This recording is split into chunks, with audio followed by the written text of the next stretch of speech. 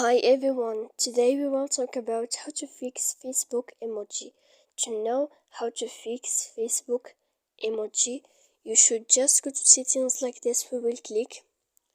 After that, in this page, you will go to apps, default apps, app settings. When you will see this list, you will go down to find the application of Facebook and you will enter here. Then in this page, you will click force stop. Sorry for that. And then you will go to click storage.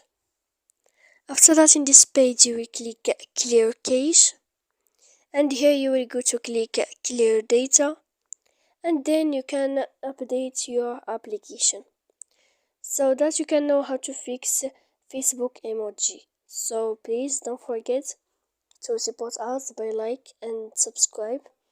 See you next time in another video.